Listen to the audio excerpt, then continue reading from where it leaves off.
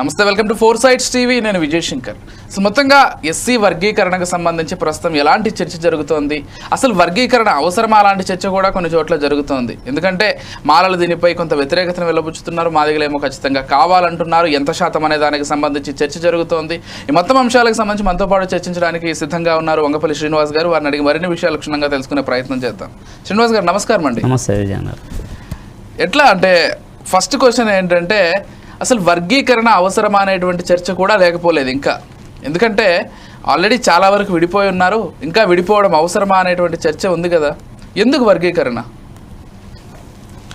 తెలంగాణ ఉద్యమం అయితే ఎంతైతే న్యాయమైందో, తెలంగాణ ఎందుకు ఏర్పడ్డది? 1969లో సామాజికంగా ఆర్థికంగా అన్ని రంగాల్లో మా యాసను మా భాషను ఎట్లయితే కించపరిచిండ్రో ఆంధ్ర వాళ్ళు అన్ని రకాల నీళ్లు నిధులలో వెనుకబడ్డదని స్పష్టంగా తెలిసింది. కాబట్టి తెలంగాణ కావాలని ప్రజలు కోరుకున్నారు.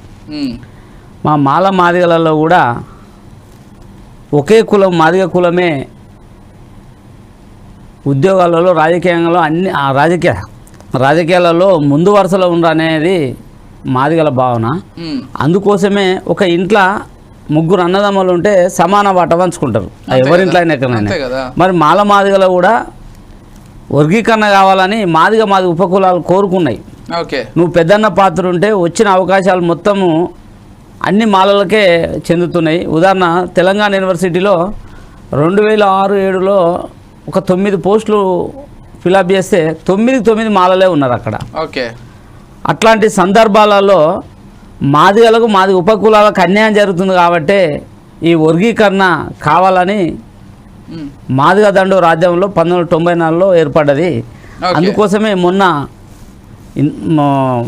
నవంబర్ 5వ తారీఖున 2004లో కొట్టుపోయబడ్డది. 2000 సంవత్సరంలో వర్గీకరణ చంద్రబాబు నాయుడు హయాంలో వర్గీకరణ చట్టమైంది, అమలైంది. ఆ అమలైనాక తర్వాత కొంతమంది మా మాల సోదరుల అన్నలు ఈ వర్గీకరణ అసెంబ్లీలో చట్టం చేస్తే చెల్లది, పార్లమెంట్లో బిల్లు పెడితేనే చెల్లుతుందని ఆ కాజు ద్వారా కొట్టేయడం జరిగింది. మొన్న సుప్రీంకోర్టు ఏదైతే వర్గీకరణ చేసుకోవచ్చు అని సుప్రీంకోర్టు ఏదైతే ఏ రాష్ట్రాలకు ఆ రాష్ట్రాలకు ఉపయోగించిందో, మొన్న 4 తారీఖు నాడు గౌరవ ముఖ్యమంత్రి రేవంత్ రెడ్డి గారు అసెంబ్లీలో చట్టం జరిగింది. మేము దాన్ని స్వాగతిస్తున్నాం. శాతానికి సంబంధించి కూడా గొడవ జరుగుతోంది. ఇప్పుడు మందకృష్ణ మాదిగ గారు ఏమో 11% అంటున్నారు, 10 వరకు చాలు అనేది మీ భావన ఏంటి? శాతానికి సంబంధించి మాదిగలకు యాక్చువల్గా 10 నుంచి 10.5 వరకు రావాలి మా జనాభా, మా నిష్పత్తి ప్రకారం. అందుకోసం మేము 10% కావాలని మేము షమీమ్ అఖ్తర్ గారిని కూడా మా ఎంఆర్పిఎస్ నుంచి తెలంగాణ ఎంఆర్పిఎస్ లేఖ ఇవ్వడం కూడా జరిగింది. ఆ 10 అన్న కాడ 9% ఇచ్చిండ్రు. సరే, భవిష్యత్తులో కూడా మళ్ళీ ఇప్పుడు ఈ 9% ఇచ్చిన దాన్ని మళ్ళీ ఒక శాతం కోసము మళ్ళీ 2% కోసం కొట్లాడితే మళ్ళీ మా జాతులు మళ్ళీ వెనుకపోయే పరిస్థితి ఉంది. ఇప్పటికే 30 ఏళ్ళ సుదీర్ఘ ఉద్యమం చరిత్రలో వెనక్కి చూసుకొస్తే మా దండోర అన్నలకు బీపీ షుగర్లు తప్ప ఎలాంటి లాభం లేకుండా పోయింది. ఇదే రాజకీయంగా ఫైట్ చేసిన ఈ పార్టీకి ఎమ్మెల్యే ఎదురో నా జాతి బిడ్డలు ఇంకెక్కడన్నా ఎదురో 30 ఏళ్ళ తర్వాత ఉద్యమం చేస్తే మళ్ళీ వచ్చిన 9% అది ఖచ్చితంగా 10% కావాలని కోరుకుంటున్నాం.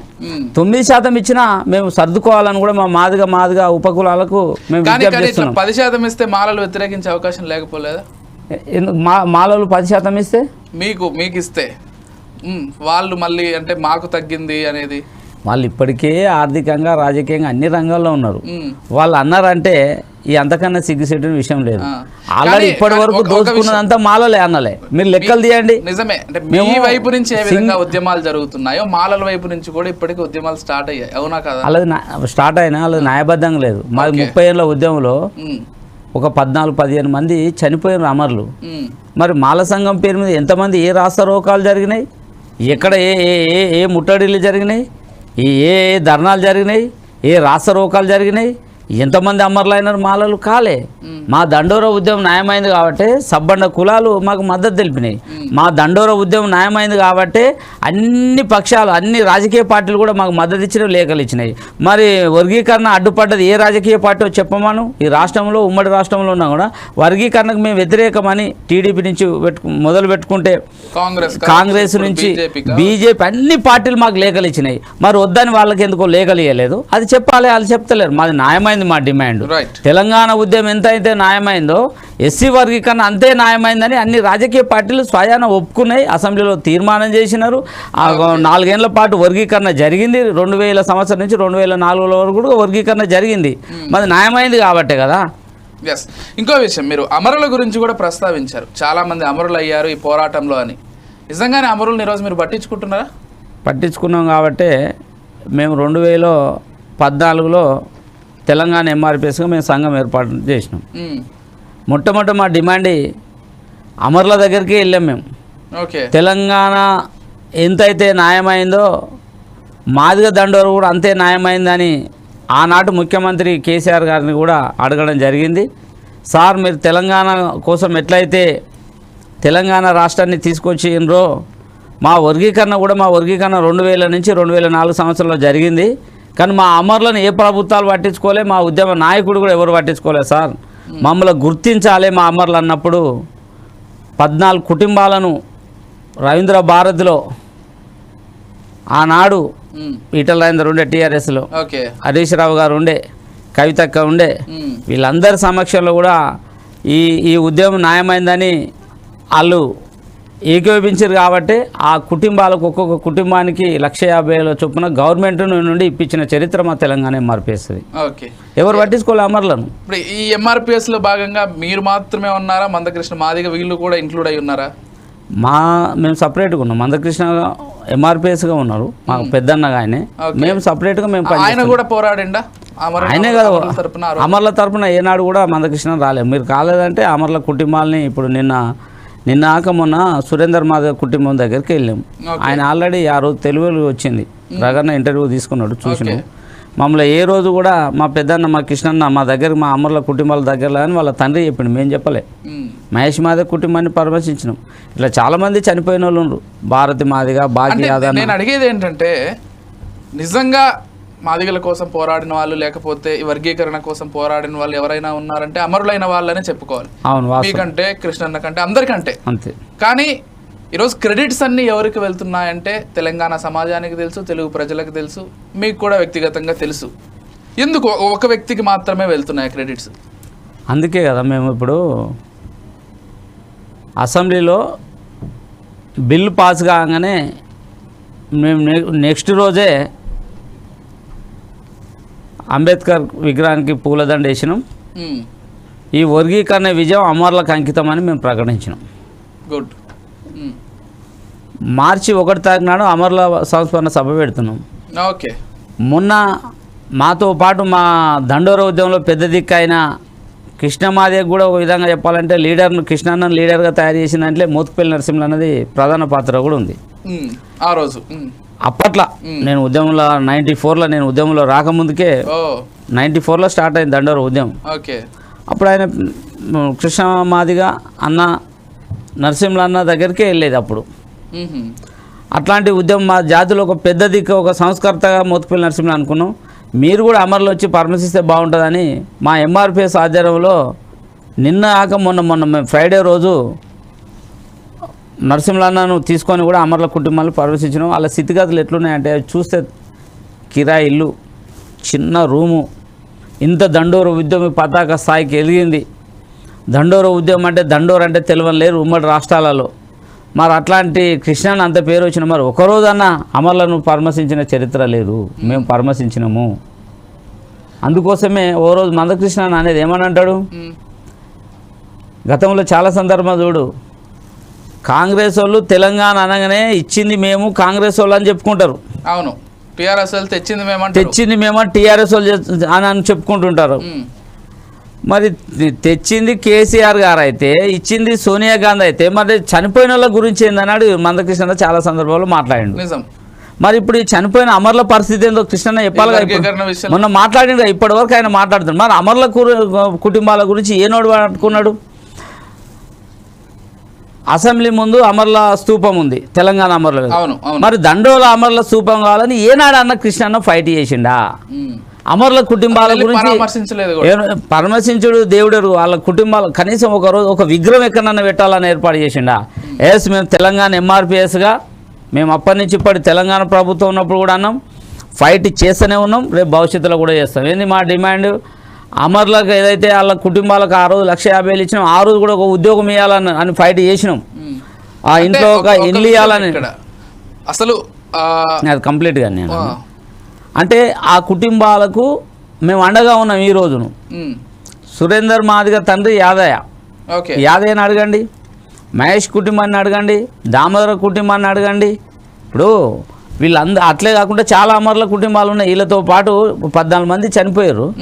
మరి వీళ్ళని ఏనాడు పరామర్శించాలి? మేము మొదటి డిమాండ్ ఏంటంటే తెలంగాణ ఎట్లయితే ఒక అమరుల వీరుల స్తూపం ఉందో మాదిగ దండోర ఉద్యమానికి ఒక స్తూపము తెలంగాణ ఈ రాష్ట్ర ప్రభుత్వం ఏర్పాటు చేయాలి. విషయంలో నేనేమంటున్నా అంటే భవిష్యత్ తరాలు మొత్తానికి కూడా మందకృష్ణ మాదిగే ఉద్యమ పోరాటం కానీ ఇవన్నీ చేశాడనేటువంటి ఆలోచన రావాలి భవిష్యత్ తరాలకని మందకృష్ణ మాదిగా ఏమైనా కోరుకుంటున్నాడు. అందుకే అమరులను పక్కన పెట్టడం కావచ్చు, మీలాంటి ఉద్యమకారులను పక్కన పెట్టడం కావచ్చు జరుగుతుందా?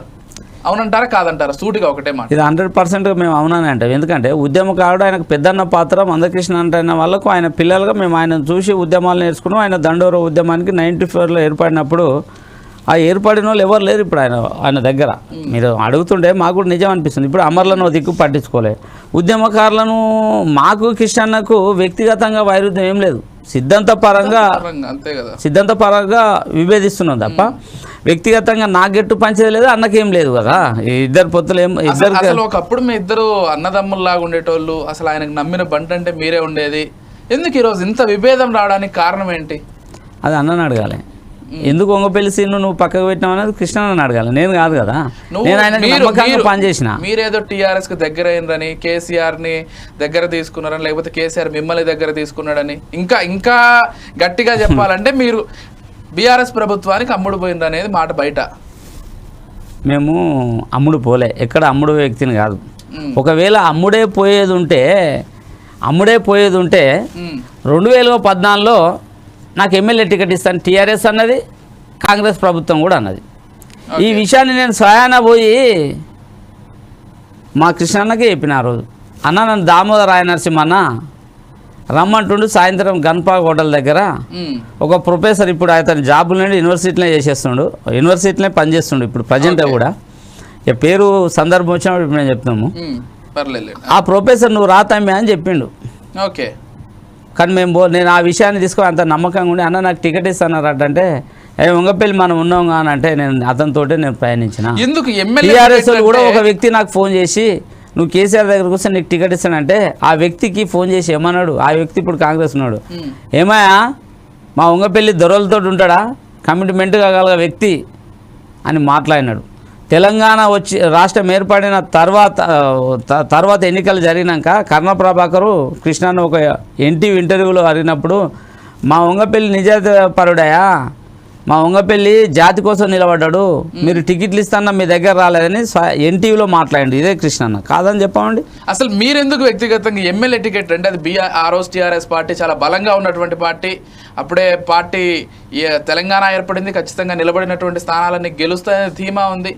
అలాంటి టైంలో అసలు ఎమ్మెల్యే టికెట్ ఇస్తే కేవలం కృష్ణన్న మాట కట్టుబడి ఊరుకున్నా. 100% కాదని కృష్ణ మాదిగా అన్నాను. ఇప్పుడు నేను చెప్పుడు కాదా అది, ఈ విషయం కాదా. ఇప్పుడు కృష్ణ నేమైతే సిద్ధాంత పరంగా వేరుగానే ఉన్నాం.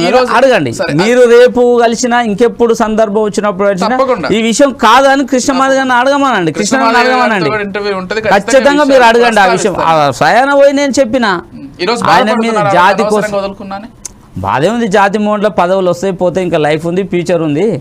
జాతి వర్గీకరణ వచ్చింది, అదే సంతోషం మాకు. ఆ వర్గీకరణ కావాలనే కదా మేము నిలబడ్డది కూడా. ఆనాడు కూడా వర్గీకరణ చేస్తున్నాను. మీరు ఇంతకుముందు ఒక మాట అన్నారు, టీఆర్ఎస్కు తొత్తుగా మీరు పనిచేసిన అన్నారు.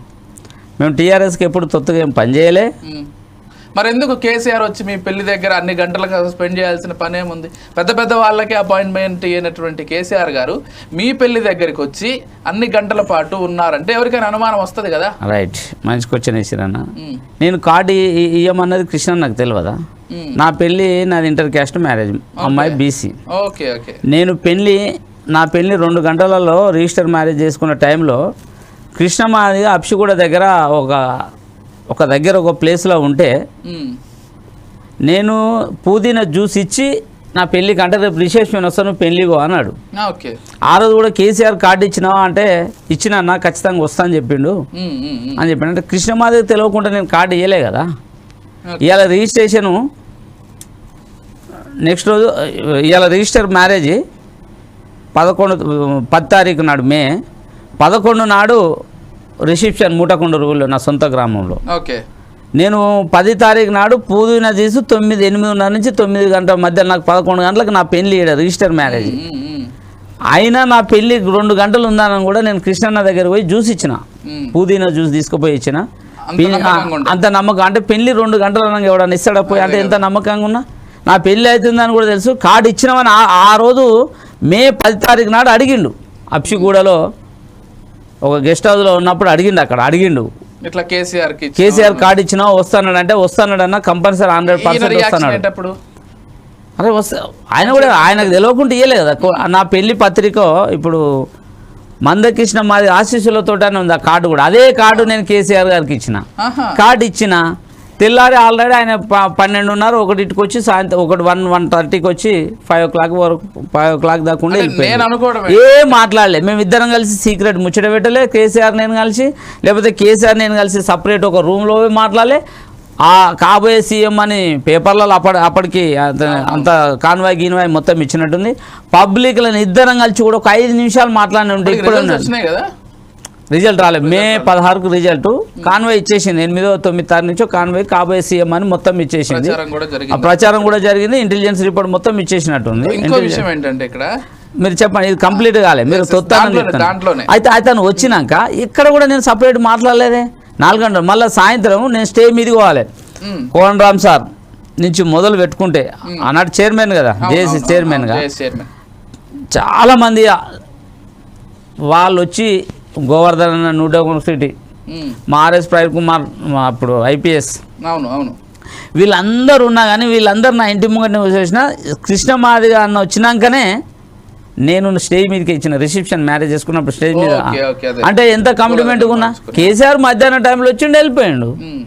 దానికి మనం ఏం చేస్తావు నువ్వేం చేస్తావు వచ్చినప్పుడు నేను ఇన్ఫర్మేషన్ అంటే కేసీఆర్ అక్కడ అన్ని గంటలు ఉండడాన్ని మందకృష్ణ మాదిగా జీర్ణించుకోలేకపోయి ఉండొచ్చు.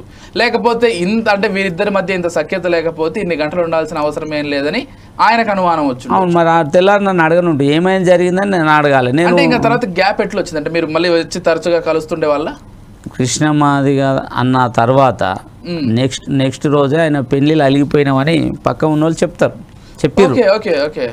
మా మిత్రుడు నాడు ఆంజనేయులు గౌడ్ ఇట్లా అన్న కూడా తినలేకపోయినా అంటే ఆయన వచ్చినాక నేను కాలు మొక్కుతుంటే కూడా పక్క జరిగినట్టు అనిపించింది అదే రోజు పెళ్లి.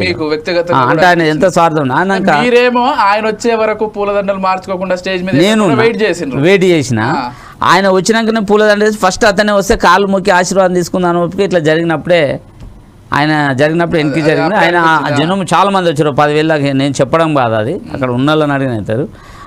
ఆయన వెళ్ళిపోయినాక నేను పొద్దున ఉండలే. తెల్లారి వరకే నేను కృష్ణాన్ని ఇంటికి వచ్చిన. కృష్ణన్న చిన్న కొడుకుండు చింటూ జ్యోతక్క అన్న డాడీ చాలా బాధపడుతుండ అన్న అని చెప్పి నేను పొద్దున నా పసుపు బట్టలు పెళ్ళిది తెల్లారితే ఎట్లుంటారు మన ఇళ్ళలో ముందులో మా మాదిగల బియ్యం పోసుడు అక్కలు బావులు చుట్టాలు అందరూ వస్తారు. నేను మరుసటి రోజు బియ్యం పోసుకోవాలి.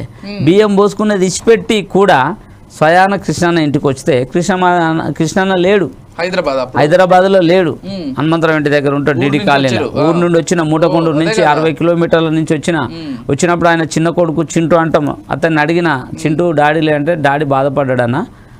ఆ కుటుంబంలో కూడా నేను చాలా నమ్మకంగా ఉన్నా. ఈరోజు ఎవరున్నా చెప్తాను, నేను చెప్పుడు కాదు.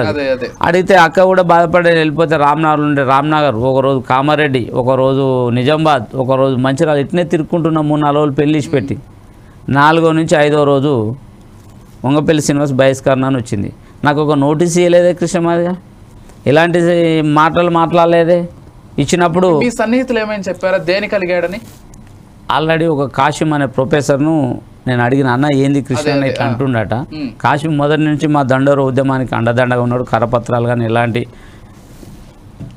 పేపర్ వర్క్ ఉన్నా అతనే చేసేది. కాశీం అని అడిగితే బాధపడుతుండే కేసీఆర్కి ఏదో దగ్గర కోవట్టుగా మారిండని అనుమానాలు ఉన్నాయంటే, నీకు తెలుసు కదన్న నేను ఎంత కమిట్మెంట్గా ఉన్నానో, నేను ఎంత నిజాయితీగా ఉన్నానో నీకు తెలుసు కదా అని కాశీమన్నని అడిగితే కూడా కాశీమన్న స్వయాన్గా చెప్పిండు.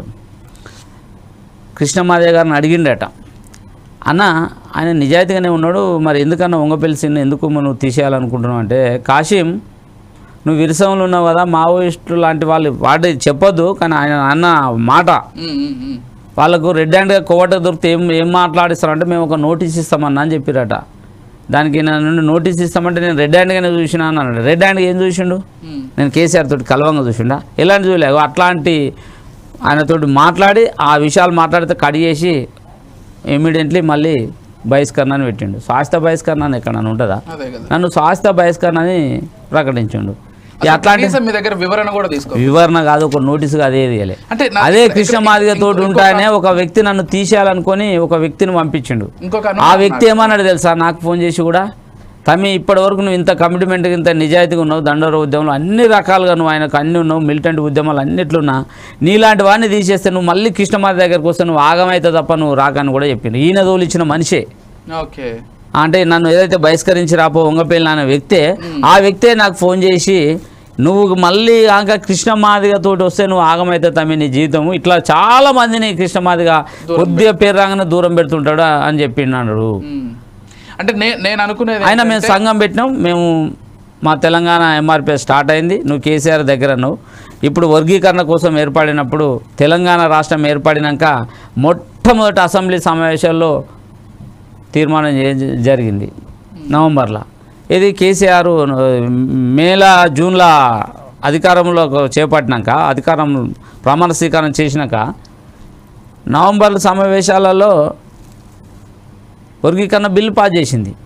ఉమ్మడి రాష్ట్రంలో వర్గీకరణ బిల్లు పాస్ చేయాలి అసెంబ్లీ అంటే అన్న రాష్ట్ర రోకలు, జైలు పాలవుడు, అసెంబ్లీ ముట్టడము, లాఠీ దెబ్బలు, రకరకాలుగా ఉద్యమం చేస్తే అసెంబ్లీలో బిల్ పాస్ చేసేది. అది కాంగ్రెస్ కానీ టీడీపీ కానీ. మరి తెలంగాణ రాష్ట్రం ఒక ఉద్యమకారుడై మొట్టమొదటి అసెంబ్లీ సమావేశాల్లో వర్గీకరణ బిల్ పాస్ చేసినప్పుడు మాదిగ రిజర్వేషన్ పోరాట సమితి లక్ష్యం ఏంది? ఏబీసీ వర్గీకరణ. మరి వర్గీకరణ మాదిగ రిజర్వేషన్ పోరాట లక్ష్యం ఏంది? మెయిన్ వర్గీకరణ కోసమే కదా ఏర్పడేది. మరి వర్గీకరణ ఏర్పడినప్పుడు వర్గీకరణ బిల్ పాస్ చేసినప్పుడు మేము మద్దతు ఇవ్వాలన్నా వ్యతిరేకించాలన్నా? మేము మద్దతు ఇచ్చినాం. అమరుల కుటుంబాలను మేము పరామర్శించినాం, అమరుల కుటుంబాలకు ఆర్థికంగా సాయం చేయించినాం ప్రభుత్వం ద్వారా. మాకు తోచిన సంఘపరంగా కూడా అంతో ఇంతో అందుబాటులో ఉండకుండా మేము చేస్తూనే ఉన్నాము. మరి ఇంకా మేము ఎక్కడ గ్యాప్ ఉన్నాము? అట్లా అంటే సరే, మీ మాటల్లో కావచ్చు, లేకపోతే మీకు జరిగినటువంటి సంఘటనలన్నీ చూస్తే కొంత కేసీఆర్ గారు దగ్గర అయ్యారనేది అర్థమవుతుంది. కాకపోతే అంతకుముందు అసలు ఈ వర్గీకరణ లేకపోతే రాష్ట్రం విడిపోకముందు 2004, 2005 ఈ టైంలో మీరు అదే టీఆర్ఎస్ జెండాని కాల్ చేసినటువంటి సందర్భం కూడా ఉంది. రోజు మీడియాలో కూడా పెద్ద ఎత్తున ఇది ప్రచురితమైంది, అందరికీ తెలుసు. అటువంటిది మీరు మళ్ళీ టీఆర్ఎస్కి ఎలా దగ్గర అయ్యారు? లేకపోతే కేసీఆర్ గారిని స్వయంగా ఆహ్వానిస్తే ఆయన రావడం ఏంటి ఎలా జరిగింది ఇదంతా? ఇప్పుడు టీఆర్ఎస్ జెండా అనేది సిద్ధాంతపరంగానే అప్పుడు మాకు సామాజిక తెలంగాణ కావాలని కృష్ణ అన్న పోరాడుతున్నాడు. భౌగోళిక తెలంగాణ వీళ్ళ టైంలో ఆ సందర్భంలో మందకృష్ణ మాదేవ్ గారికి అందరు అపార్ట్మెంట్ ఇస్తారు. కృష్ణన్నకు చంద్రబాబు నాయుడు కానీ, అప్పుడు రాజశేఖర రెడ్డి చనిపోయాడు, రోషయ్య కానీ, కిరణ్ కుమార్ రెడ్డి వాళ్ళు ఇస్తే కేసీఆర్ టైం అపార్ట్మెంట్ ఇవ్వట్లేదు. ఓకే, ఎవరికి? మందకృష్ణ అన్నగారికి. ఆ సందర్భంలో మేము చాలా సందర్భంలో రిక్వెస్ట్ చేసినాం, హరీష్ అన్నకి చెప్పినాం, అల్లనారాయణ సార్కి చెప్పినాం, కేటీఆర్ చెప్పినాం కొంచెం అపార్ట్మెంట్ ఏమంటే ఆ టైంలో అపార్ట్మెంట్ ఇవ్వకపోతే అరే ఇంత పార్టీ ఉన్నప్పుడు ఇంత పెద్ద సామాజిక ఉద్యమం స్ఫూర్తి ఉన్న మందకృష్ణ గారికి ఎందుకు ఇయ్యారు అపార్ట్మెంట్ అని ఆ సందర్భంలో అరే ఎందుకు ఈ పార్టీ ఉన్నట్టా లేనట్టా, లేకపోతే అగ్రవర్ణాలకే ఉన్నట్టా ఈ పార్టీ, ఒక దళితుడైనా అపార్ట్మెంట్ ఆడితే అపార్ట్మెంట్కి ఇస్తలేరు, అసలు ఈ పార్టీ అసలు ఏంది, దీని మూలాలు ఏంది, అసలు వీళ్ళు ఎందుకు అసలు కలవనికి కూడా మనిషిని చూడనప్పుడు ఏందనే ఆ సందర్భంలో, అదే సందర్భంలో అంతకుముందు కూడా కోదండరాము కర్రు కాల్చి వాత పెడతాని మన జైరాబాద్ ఎమ్మెల్యే, ఆనాటి జైరాబాద్ ఎమ్మెల్యే మాజీ గీతారెడ్డి గారిని ఇట్లాంటి సందర్భాలు కొన్ని అన్ని సందర్భాలు బట్టి టీఆర్ఎస్ పార్టీకి ఆనాడు కొంచెం వ్యతిరేకంగా చేసింది వాస్తవం. అందులో భాగంగా జరిగింది అది. Okay, right. అంటే వీటికి సంబంధించిన క్లారిటీస్ అయితే బాగానే వచ్చాయి. ఫైనల్గా అసలు ఎంత శాతం రిజర్వేషన్ కావాలి అనేది మీ కోరిక? మాదిగలకు 10% రిజర్వేషన్ కావాల్సిందే. ఇప్పుడు లెక్కలు చూడమన్నారు అన్నాను. రేపు ఎక్కడన్నా ఏ సోమాజిగూడలో ఎక్కడన్నా కూర్చోబెట్టి ఆ ప్రెస్ మీట్లు వస్తాం, ఎందుకు మాదిగల 33 లక్షల పాయింట్ మేమున్నాము 19 లక్షల వాళ్ళు ఉన్నప్పుడు మాట్లాడినప్పుడు మా జనాభా నిష్పత్తి ప్రకారం, మా ప్రకారం నేను ఒక చదువుకున్న వ్యక్తి ఏంటంటే మాకు 10.5 6 అట్లా వస్తుంది. 10% వచ్చినా మాకు సంతోషము. 10%, 10 నుంచి 10.5 రావాలి. సరే అన్న 11 అన్నాడు, జాతి కోసం కొట్లాడుతున్నాడు కాబట్టి 11 అన్నాడు. ఇప్పుడు 11 9%. ఇప్పుడు బీసీలు ఉండ్రు 42% అన్నారు. ఇప్పుడు ఎంత ఇస్తారు బీసీల శాతం? మొత్తం తెలంగాణలో 50%. వాళ్ళ శాతం ఎంత ఉంది? 27% ఉన్నది. 27 ఉంది. ఇప్పుడు కౌంటింగ్ తర్వాత ఉంటుంది. వాళ్ళు ఓర్చుకుంటలేరు అంటే చెప్తున్నాం. మరి మన ఎస్సీల దాంట్లో కూడా 1% తక్కువ ఉంది. అరే ఇంట్లో అన్నదమ్ముల మధ్యలో పంచాయతీ జరుగుతాయన్న, అన్నకు చిన్న అన్నకు పెద్ద అన్న జరిగినప్పుడు మొత్తం ఆ భూములతో ఉంటే ఒక గుంట ఎక్కువ ఉంటే, అరే ఉంటే ఒక గుంట ఎక్కువ తీరా పెద్దోడు అని అంటారు. చిన్నోనికి ఒక గుంట తక్కువ తీరాదు వదిలిపెట్టరు అంటాడు. అట్లా వదిలిపెట్టి రాజ్యాధికారం వైపు పని చేయమను అన్నను ఎందుకు చేస్తలేడు? అరే ఇప్పుడు జాతిని 30 ఏళ్లలో వాళ్ళ రక్తాన్ని మొత్తం పీడ్చుకొని ఈ స్థాయిలో నువ్వు లీడర్ అయినావు కావా? మాలాంటి త్యాగాలు లేవా? కృపాకర్ మాది ఎటుపోయిండు, కొమ్మూరి కనకరాజు అని ఎటుపోయిండు, పిల్లి మాణికరావు అని ఎటుపోయిండు, యాతాకల భాస్కర్ అని ఎటుపోయిండు. వీళ్ళంతా చాలామంది ఇట్లా పాలాడు సీను మేరీ మాది యొక్క ఫస్ట్ అసెంబ్లీ ఆమె ముట్టడిచ్చిన దాంట్లో ఉన్నది. నేను కూడా అసెంబ్లీ ఎక్కిన. నేను ఎక్కింది ఎప్పుడు 2005లో. అప్పుడు నాది పీజీ అయిపోయింది. అప్పుడు డీసీపీ కామరాజ్ నా బాడీని మొత్తం ఎక్కడికాడు పొట్టు కొట్టిరు, చిత్తు కొట్టిరు. అసలు నేను చెప్తే ఒక కారణం ఇలా నేను రోజన్నా గుర్తిస్తుండ కృష్ణన్న ఇంత త్యాగాలు చేసిన వాళ్ళు ఏ రోజన్నా కూర్చోబెట్టి వాళ్ళ ఇళ్ళల్లో పోయిండా? ఫైనల్ గా ఏంటి అసలు కృష్ణన్న ఆస్తులు పెరిగినాయంట ఆ రోజుకి ఈ రోజు? నేను ఆస్తుల గురించి ఎప్పుడు కూడా ప్రచారం జరుగుతుందా లేదా? ప్రచారం మస్తుగా అనుకుంటారు. 10 రూపాయలు ఉంటే మా జాతిలో 5 కోట్లు ఉన్నాయి అంటారు. 5 కోట్లు ఉంటే 100 కోట్లు అంటారు. బాగుపడితే మేము సంతోషపడతాం. ఈ రోజు రెడ్లు వెల్మలు ఎంతమంది డెవలప్ అయ్యి ఎంతమంది ఎంత దోపిడీ చేస్తున్నారు. అట్లా దోపిడీ చేస్తారు, కష్టపడుతున్నాడు, పని చేస్తున్నాను. కానీ సిద్ధాంతపరంగా జాతిని చాలా నష్టపరిచిండు. ఇవాళ 30 ఏళ్ళ ఉద్యమంలో చూడండి అన్న, కృష్ణన్న ఏం ఒక వర్గీకరణ విషయమనే పట్టుకొని ఆడాడినావు. నీకన్నా వెనక సిరి 2001లో స్టార్ట్ అయ్యి 2014లో కేసీఆర్ ముఖ్యమంత్రి అయ్యిండు. ఇంకా మీకు రాజ్యాధికారం? మాకు రాజ్యాధికారం లేదు. నువ్వు అట్లనే రాజ్యాధికారం వైపు ప్రయాణిస్తాను. నీ సొంత పార్టీని చంపుకొని బీజేపీకి ఏజెంట్గా పనిచేస్తున్నావు. ఇలా బీజేపీ పార్టీ నిలబెట్టిండు. ఒక్కొక్కటి చెప్పుకుంటే బాధపడవలసి వచ్చిందే. ఏం చెప్పుకోవాలో మాకే అర్థం కాని స్థితిలో ఉన్నావు. ఇవన్నీ ఇప్పుడు ఇప్పటికైనా మారాలే కృష్ణన్న అంటున్నావు. నువ్వు పెద్దన్న పాత్ర, నువ్వు రాజ్యాధికారం అయి మేమందరూ నీ పని చేస్తాం. మేము తెలంగాణ రాష్ట్రం ఏర్పడినాక మా దండోర ఉద్యమం పరంగా ఒక 20 మంది సర్పంచ్లు ఆయన, 2 ఎంపీపీలు, ఏది మా నరేందర్ అన్న మేకల నరేందర్ రఘునాథ్పల్లి, మా బాలమని ఎంఆర్పిఎస్ మైదాగ్రాలు ఎంపీ అయింది, మా రామచంద్ర ఆదిలాబాద్ నిర్మల్ జెడ్పీటీసీ అయిండు.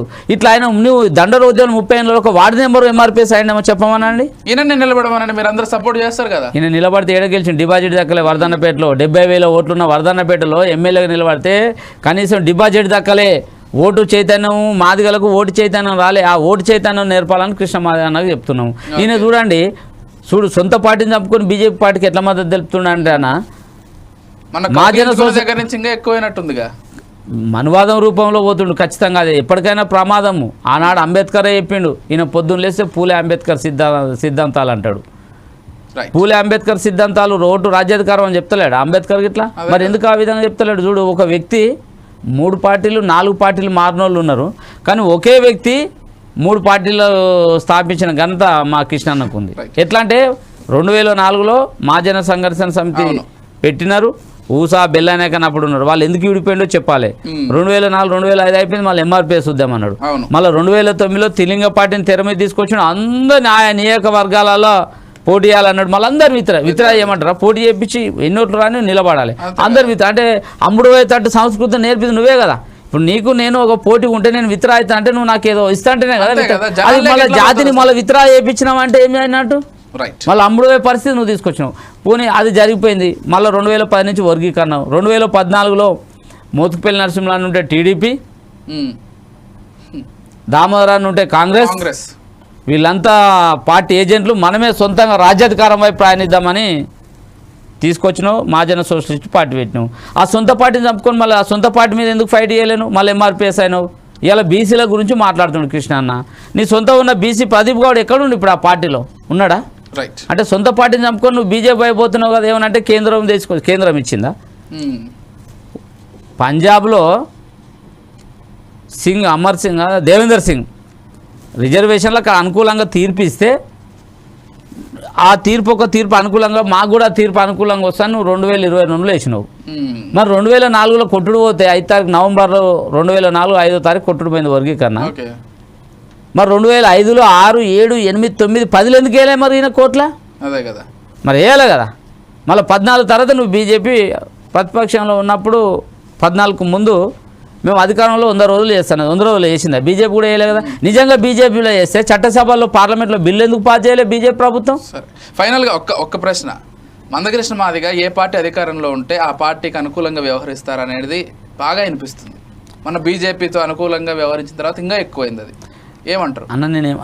నేనేమంటున్నా, ఆయన స్వార్థం కోసం అనుకూలం కాదు. ఫస్ట్ అతని మీద యుద్ధం చేసినట్టు ప్రకటించి జాతిని అంతా పోగు చేసి ఆ యుద్ధం ప్రకటించగానే మళ్ళీ వెనక్కి తెప్పుకొని మళ్ళీ ఆ పార్టీకి తొత్తుకుంటాడు. ఫస్ట్ అతను బ్లాక్మెయిల్ రాజకీయాలకు ముందు పోతాడు. ఇప్పుడు బీజేపీ ప్రభుత్వం నిజంగా వర్గీకరణ చేసిందా? వర్గీకరణ బీజేపీ ప్రభుత్వం చేస్తే పార్లమెంట్ ఎందుకు చట్టం ఎందుకు చేయలేదు?